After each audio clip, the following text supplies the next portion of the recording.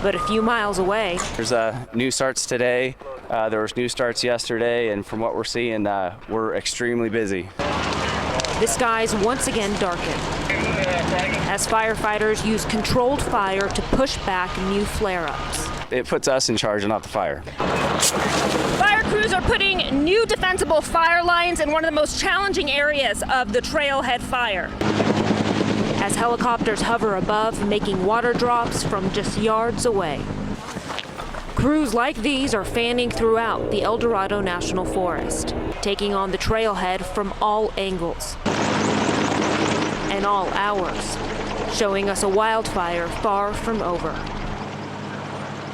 Steady progress has been made in the area surrounding the community of Volcanoville, but this wildfire continues to take advantage of up canyon winds as well as steep inclines. Firefighters are using nighttime as an advantage when the air regains its moisture, the winds calm, and the temperatures are forgiving. We also want to add the trailhead fire. The resources from this fire have been used to put out separate new fires in the area.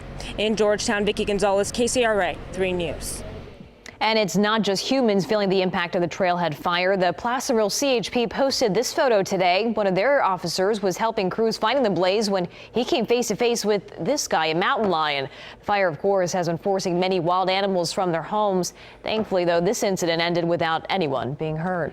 And more than 7,000 customers are without power in Calaveras County tonight, and a growing wildfire is to blame. The fire near Appaloosa and Pinto Drive has now grown to 325 acres and is 10% contained. CAL FIRE says one of their own was hurt, but didn't say how severe those injuries were. Here's a picture of that fire. PG&E cut power to customers in this area this afternoon out of safety concerns for the firefighters. PG&E says so far none of their equipment has been damaged, and power should be restored to most customers within about an hour. CAL FIRE says the fire is threatening some structures, but mandatory evacuations have not been issued.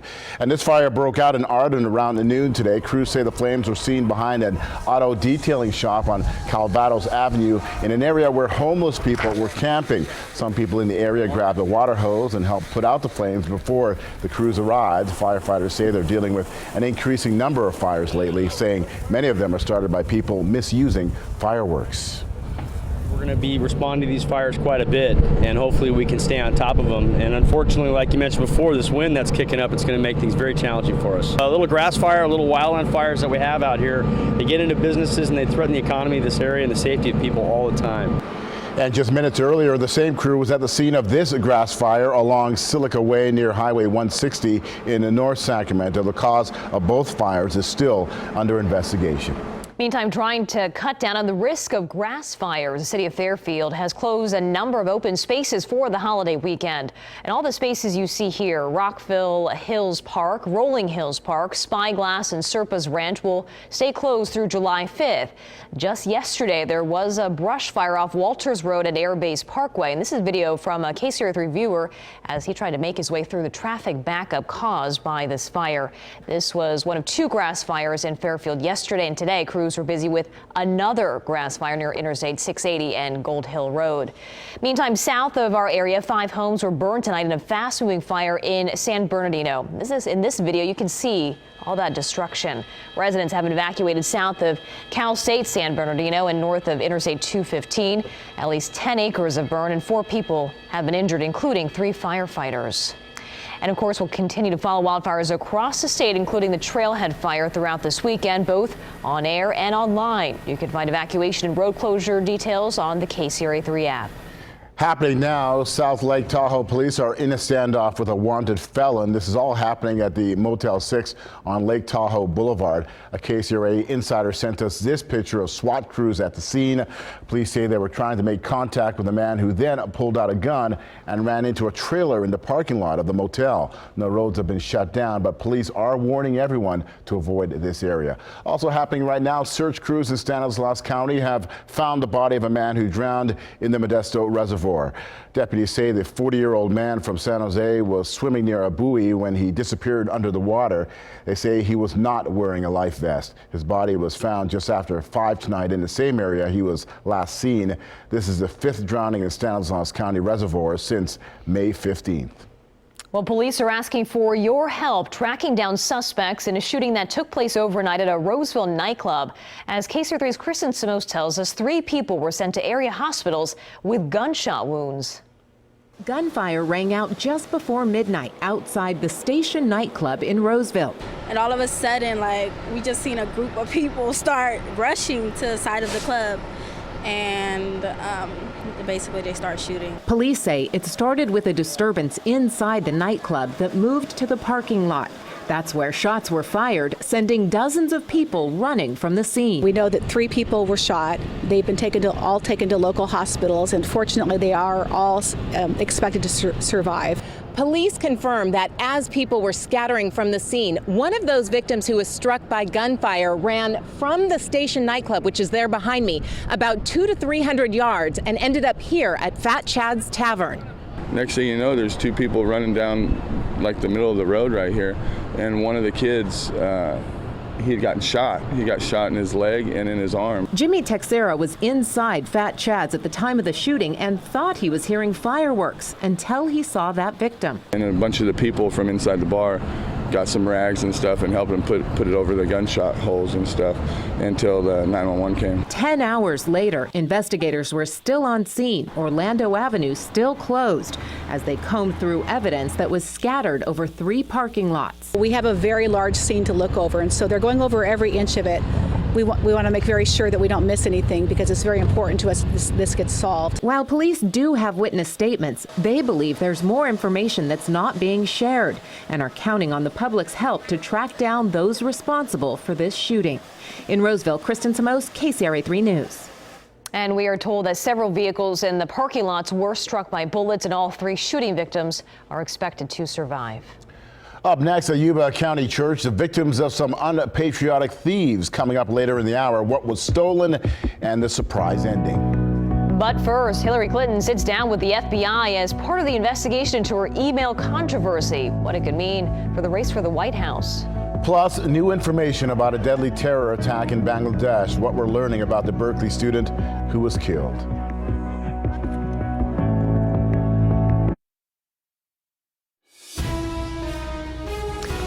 Now to Commitment 2016, and former President Bill Clinton says he regrets his meeting with Attorney General Loretta Lynch. A Clinton aide says the meeting in Phoenix on Monday was unplanned and entirely social in nature.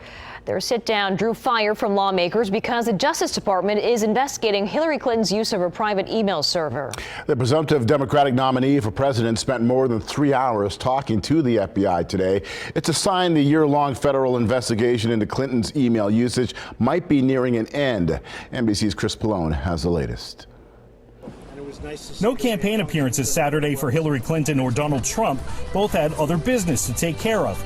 Clinton spending 3.5 hours at FBI headquarters in Washington speaking with investigators about her use of a private email server while she was Secretary of State.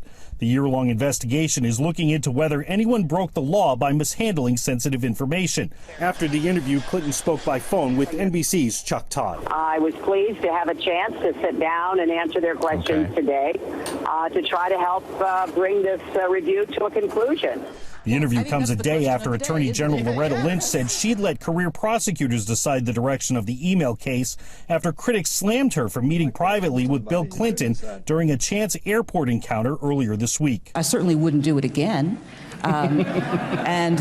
Because I think it has cast this shadow. Republican Donald Trump has pounced on the Lynch-Clinton meeting. He just happened to be at the airport at this time. Think of it. Just happened to be at the airport. He was talking about golf and grandchildren. Trump spent Saturday looking at potential running mates, meeting with Indiana Governor Mike Pence. New Jersey Governor Chris Christie and former House Speaker Newt Gingrich are also said to be on Trump's short list. I mean, it's certainly something Clifton and I would discuss seriously with Donald, but again, we're not placing any emphasis on that. That's his call, and he's got to make up his mind. We'll see what happens. The Republican National Convention opens in a little more than 2 weeks. Chris Pallone, NBC News. And Clinton heads back to the campaign trail on Tuesday in North Carolina. It will be her first campaign event with President Barack Obama. Tonight, we're learning more about the UC Berkeley sophomore who was killed in an attack at a Bangladesh restaurant last night. Tarishi Jain was in Dhaka for an internship with Eastern Bank Limited. She was a graduate of the American International School and planned to major in economics. NBC's Lucy Kavanaugh brings us a look at the lives of all those who were killed.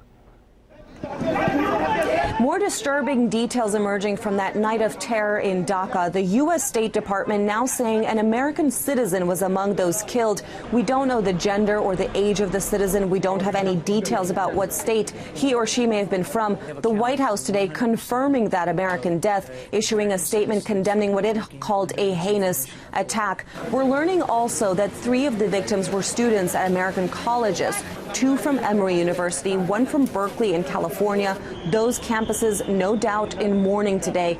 Also, new details about the nationalities of some of those other victims as well. The Italian Foreign Ministry today posting the names of 9 Italians killed, 7 Japanese citizens confirmed dead.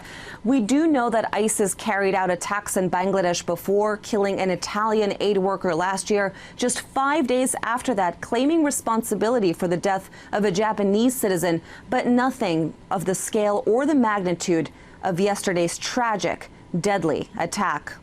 Lucy Kavanaugh of NBC News, London. Meanwhile, a terrorist suspect who reportedly wanted to target 2 buildings in Arizona had his first court appearance today. Officials say 18-year-old Maheen Khan was arrested in Tucson yesterday. According to the state attorney general's office, he conspired to go after 2 buildings in the Tucson and Phoenix areas. Officials say the arrest has no connection to Independence Day celebrations.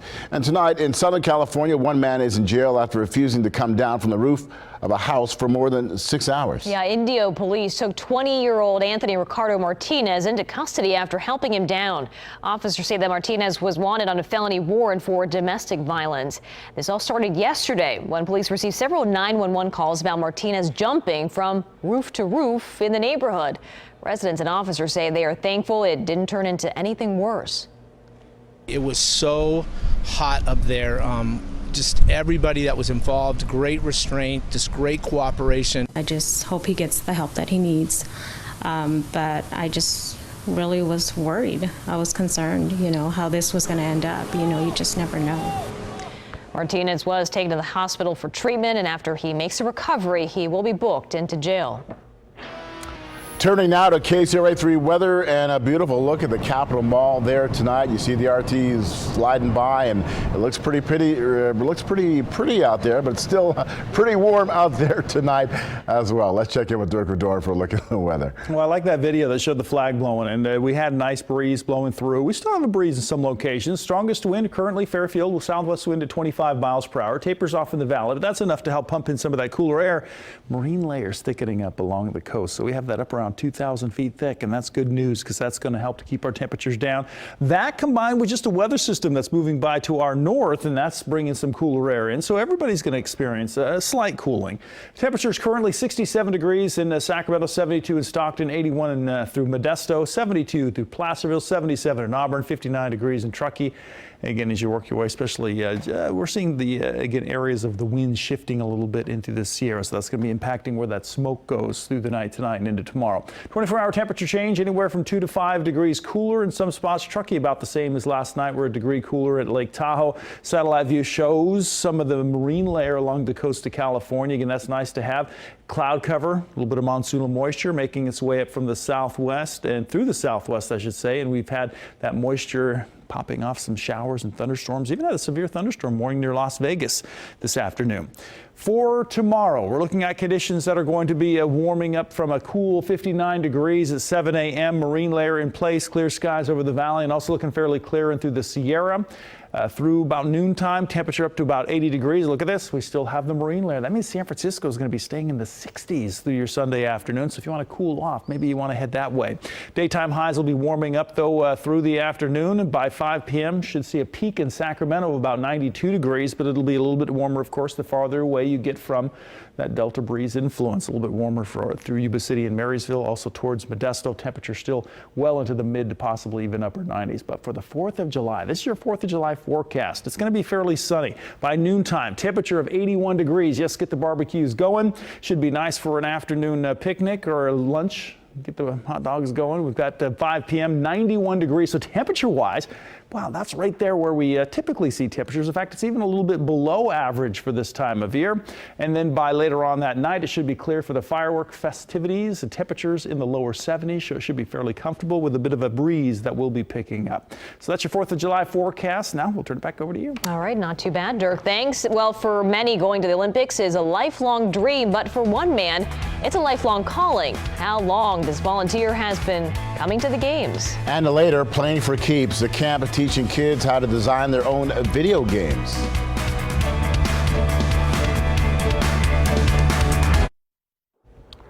On the road to Rio, and the countdown is on. We are now just a little over 1 month away, 34 days to be exact, from the opening ceremony of the Summer Games.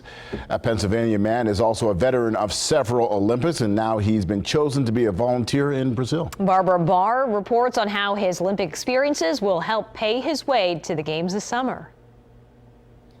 These 3 pins are from the... Daryl Jones's Palmyra home is filled with memorabilia he's collected from prior Olympic Games. I attended the '84 Games in LA, and I was an official in Sydney. 2004, I went to Athens, Greece. He caught Olympic fever when he was in college. The best athletes of the world coming together in peace and friendship. Jones hasn't competed. Instead, he's represented America as a volunteer. And I will help them to come to their matches. Now he's been chosen to go to Rio. A lot of it is based upon your history, how many Olympics you've been involved with before, and how much you do in your sport. So I'm kind of an expert in the sport of badminton. Daryl will be working at the badminton venue in Rio. It's a sport he himself excels at, having won national senior championships. Tremendous sport. Volunteers have to pay their own way, and that's where Daryl's collection and love of everything Olympic comes in. I am auctioning my Olympic memorabilia collection.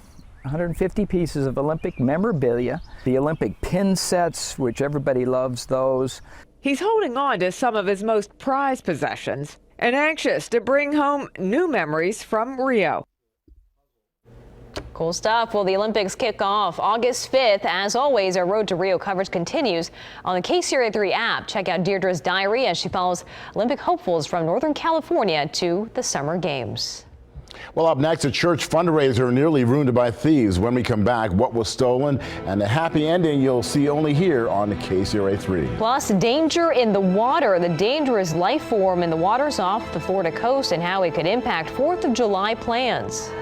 Plus, remembering the life of Holocaust survivor and author Elie Wiesel. We'll have a look back on his fight for human rights.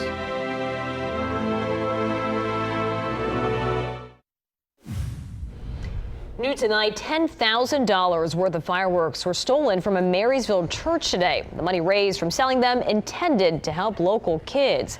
That robbery just days before the 4th of July left church members devastated. But this is one story that has a happy ending. KCRA 3's Natalie Brunell is live in Marysville with the brazen theft and the discovery just hours ago the church was praying for tonight. I had a sickening feeling in my gut. Pastor Stacy Hansen stands in the empty fireworks booth at Hallwood Community Church. We had about $10,000 worth of fireworks materials that we had purchased. The fireworks sat in a big white trailer behind the booth. The trailer was right here. It was backed up to the steps here. But when Stacy got to the church Saturday morning, it was gone. And that's what left the skid mark as they pulled out. I was literally almost physically sick just because knowing the impact this is going to have on our church financially. The church takes all the money it raises from selling fireworks and gives it right back to the community. All of that money goes towards sending kids to church camp for the summer. Here we are trying to look out for other people and send kids to camp, and they take from those. Stacy spent the day talking with CHP and community members, some of whom stopped to help. Well, thank you. It said stolen in the middle, and it just hit me. It's wrong. I only had $10 in my wallet, but I gave it to him because I had to do something. Stacy refused to let go of hope. And nearly 12 hours after the trailer was discovered stolen, it turned up at Los Amigos Towing in Yuba City, found in a ditch just a few miles away. I want to see if they're in there. I don't know why they wouldn't be in there. Church member Tracy Vegan runs the fireworks booth and came to get the trailer. So this is like the 14th year we've used this trailer. It's been a blessing. This is it. In there? Oh man, they flipped it. Oh, it's all in there. What a trailer and what a lock. Thank you, Jesus. I think they got about a mile away and God said, I don't think so. We'll call the pastor right now. I'll call him. In Marysville, Natalie Brunel, KCRA 3 News.